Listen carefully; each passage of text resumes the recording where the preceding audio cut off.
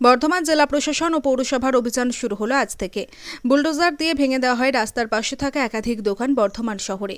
জায়গা দখলমুক্ত করতে ময়দানে নামল বর্ধমান পৌরসভা সহ পূর্ব বর্ধমান জেলা পুলিশ প্রশাসন। মুখ্যমন্ত্রীর নির্দেশ পাওয়ার পরে রাজ্যের বিভিন্ন পৌরসভা ময়দানে নামে দখল হয়ে থাকা ফুটপাত পরিষ্কার করতে। এবার বাদ গেল না শহর বর্ধমানও। সোমবার শহর বর্ধমানের জেলখানা মোড় সহ বিগবাজার সংলগ্ন এলাকায় অভিযান চালায় বর্ধমান পৌরসভা সহ পুলিশ প্রশাসন। ভেঙে দেওয়া হয় বুলডোজার দিয়ে সরকারি জায়গায় থাকা একাধিক দোকান। পৌরসভার তরফে বিগত 2 দিন যাবৎ প্রচার করা হয় শহর বর্ধমানের একাধিক জায়গায়। প্রচার করা হয় সরকারি জায়গার উপরে দোকানপাট থাকলে সরিয়ে নেওয়ার জন্য। পৌরসভার চেয়ারম্যান পরেশচন্দ্র সরকার বলেন, বর্ধমান শহরে যেখানে মানুষজন সরকারি জায়গার উপর বসে ব্যবসা করছিলেন, যার দরুন মানুষের যাতায়াত সাথে গাড়ি চলাচলের অসুবিধা হচ্ছিল, আমরা 2 দিন ধরে মাইকিং করে সবাইকে অনুরোধ করেছিলাম, আপনারা সরে যান, মানুষ চলাচল করতে দিন, যানবাহন চলাচল করতে দিন, শহর বর্ধমানকে যানজট মুক্ত করুন। আজ আমরা বেরিয়ে দেখলাম পৌরসভার প্রচার সত্ত্বেও অনেকে রাস্তার উপর বসে আছেন, ফলে পুলিশ প্রশাসন তাদের সরিয়ে দেওয়ার কাজ করেছে।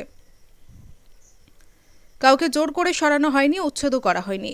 বর্ধমান সদর মহকুমা শাসক তীর্থঙ্কর বিশ্বাস জানান, নোটিশ দিয়ে সবাইকে সরানো হলো। পুলিশ ও পৌরসভার যৌথ উদ্যোগে দখলমুক্ত অভিযান করা হয়। শহর বর্ধমানে প্রত্যেকটি ওয়ার্ডেই দখলমুক্ত অভিযান হবে পর্যায়ক্রমে।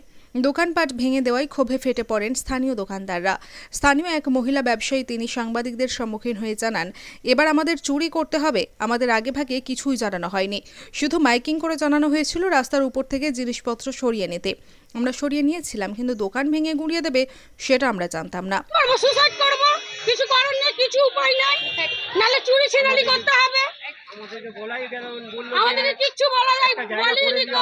না আপনাদের কি নোটিশ করেছিল? কিচ্ছু বলিনি তো, কিচ্ছু বলা হয়নি তো, শুধু মাইকে অ্যানাউন্স করে বলেছে বাইরে মাল লাগাতে মানা করেছে। এবার আজানাক দেখতে তো আচানক এসে যদি ভেঙে দিবে, গরিবরা কোথায় যাবে? কিন্তু 2 দিন আগেই তো মাইকিং করা হয়েছিল। মাইকিং করা হয়েছে, কিন্তু আমাদের কিন্তু কিছু বলা হয়নি তো। আমরা লাগাচ্ছিলাম তাললে বলেছিল দোকানের সামনে কোনো জিনিস লাগানো যাবে না, তাই আমরা তাই করেছিলাম। দোকানের সামনে লাগাইনি তো আমরা। এইটা বলিনি আমাদের কি যে ভাঙা হবে, পুরো ভেঙে দিবে, যে পুরো ভেঙে একদম গুঁড়ো করে দিবে। আমরা দেখুন না সব আছে সব আমাদের তাহলে আমরা কোথায় যাব?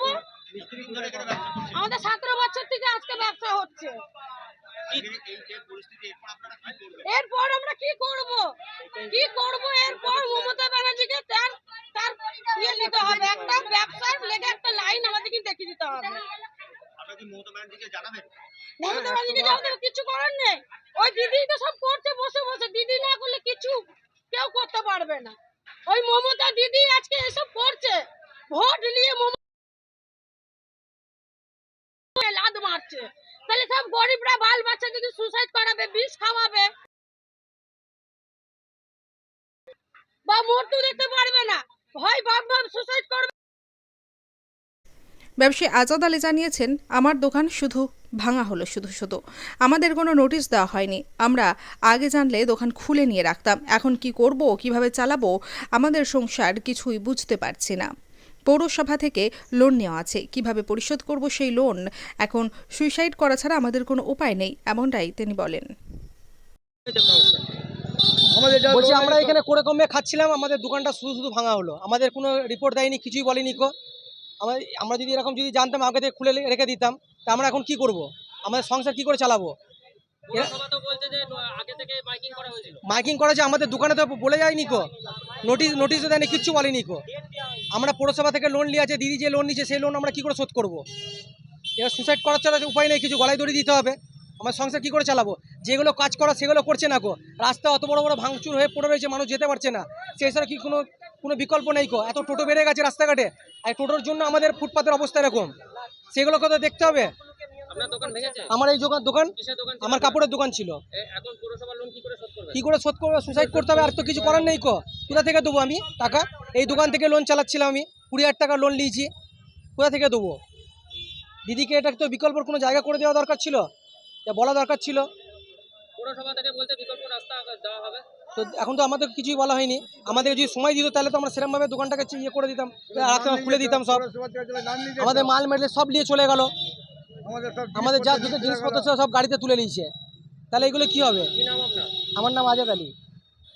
দোকান ভাঙা আছে দেখি, আমরা আলোচনা করি, সবাই দোকানদার মিলে আলোচনা করব। আমরা দিদিকে যাব, দিদি 1 মাস আমাদের টাইম দিয়েছিল যে এখন 1 মাস পর তুমি সব যা করবে।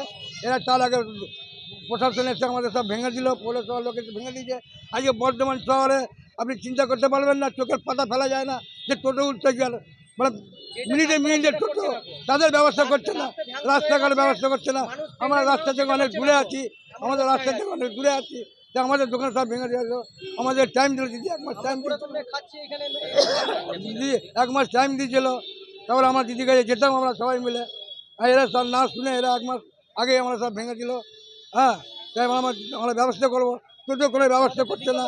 হাজার হাজার টোটো চলছে, হাজার হাজার লোকের অসুবিধা হচ্ছে, তার জন্য পৌরসভা কোনো ব্যবস্থা করছে না। সব পয়সার ব্যাপার আছে সব এখানে। হ্যাঁ, হ্যাঁ, পয়সা নিয়ে বসানো হচ্ছে। পয়সা নিয়ে বসানো হয় না, আমাদের কাছে পয়সা নেয় না। আমরা তৃণমূলের লোক, আমরা হ্যাঁ, আমরা তৃণমূলের। দিয়েছে ভাঙার। হ্যাঁ, দিদি নির্দেশ দিয়েছে, 1 মাস সময় দিয়েছিল দিদি, 1 মাস সময় দিয়েছিল। কি করবেন? কী আর করবো, দেখি চুরি ছাড়া ছাড়া কিছু করা যাবে না। আপনার কাছ থেকে কিনে নেবো, আপনি আসবেন, ওর কাছ থেকে আসবে, কিনে নেবো, আপনারা সবাই আসবে, আমরা কিনে নেবো, পয়সা কিছু করার নাই। তখন বলে দেবো আমরা বেকার ছেলে, তো আমরা ছেলে মেয়ে আমরা চলবে কি করে সংসার? এই বয়সে আমরা কোথায় যাবো বলুন তো? কিসের দোকান ছিল আপনার? আমরা বিড়িয়ে আসছি, গুটকা সিগারেটের দোকান ছিল। এবার নোটিশ দেওয়া হয়েছিল তো, মাইকিং করা হয়েছিল তো? মাইকিং করেছিল যে রাস্তার ধারে ধারে সব যারা দোকান বসে আছে তারা সরিয়ে দিতে বলেছিল, কিন্তু আমাদেরকে তো আমরা রাস্তায় অনেক দূরে ছিলাম। কি নাম আপনার? আমার নাম বাচ্চু পাল, আর ভালো নাম বিপ্লব পাল। আপনার দোকান ভেঙেছে? হ্যাঁ, আমার দোকান ভেঙেছে। এটা মানতে পারলাম না, এইভাবে হকারদেরকে মানে উচ্ছেদ হোক।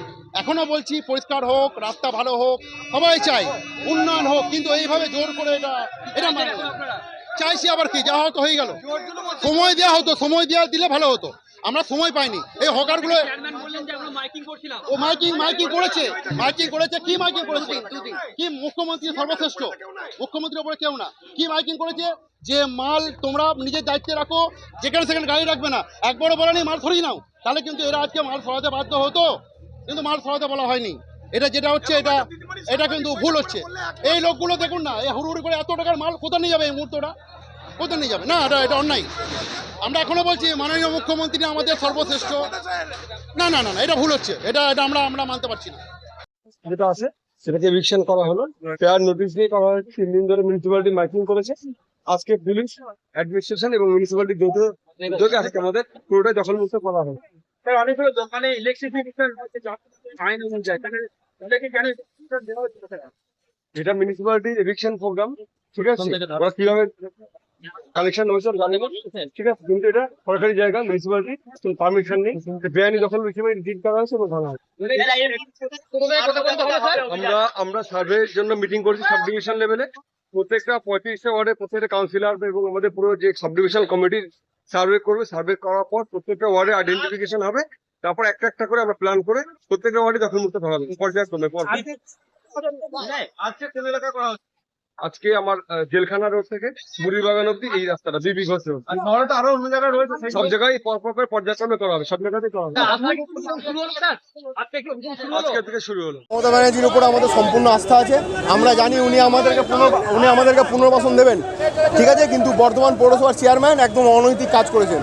উনি পুরো যোগী আদিত্যনাথের মানে মডেলে এখানে বুলডোজার রাস্তা রাখছেন। হয়তো বিগত লোকসভা হয়তো উনি নিজের ওয়ার্ডটা হেরে গেছিলেন, সেই ক্ষোভটা বর্ধমানের মানুষের উপর বের করছেন। দেখুন, আমি বিজেপি দালাল আমি এইসব ধরনের কথা বলছি না, এটা সাধারণ মানুষের ক্ষোভ।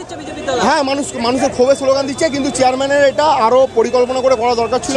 চেয়ারম্যান এটা বিনা পরিকল্পনায় কাজটা করেছেন। এটা ওনার অপদার্থতার পরিচয়। আমার মনে হয় না যে ওনার চেয়ারম্যানের পদে থাকা দরকার। উনি চেয়ারম্যানের পদে থেকে উনি তৃণমূল কংগ্রেসটাকে কুলসিত করছেন। আমার নাম শেখ আসিফ। উনি মমতা ব্যানার্জির দলকে কুলসিত করছেন। না, এই তো পৌরসভার পক্ষ থেকে প্রশাসন সঙ্গে আছেন, পুলিশ আছেন, এসডিও আছেন, ডিএসপি, আইসি সবাই আছেন।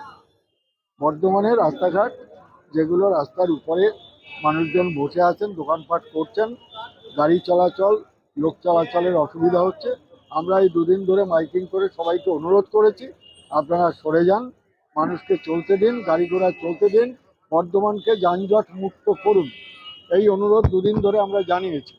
আজকে বেরিয়েছি, একদম রাস্তায় মাঝখানে এতৎ সত্ত্বেও, প্রচার সত্ত্বেও যারা বসে আছেন, আমরা বারবার সতর্ক করেছি, তারপরেও বসে আছেন যারা, তাদের পুলিশ এবং প্রশাসনের পক্ষ থেকে তাদেরকে সরাবার জন্য ব্যবস্থা করছে, অনুরোধ করা হচ্ছে। কাউকে জোর করেও করা হচ্ছে না, উচ্ছেদও করা হচ্ছে না, শুধু সরে বসতে বলা হচ্ছে যাতে সবই চলতে পারে, মানুষও চলুক, ব্যবসাও চলুক। বুলডোজার দিয়ে ভাঙা হচ্ছে।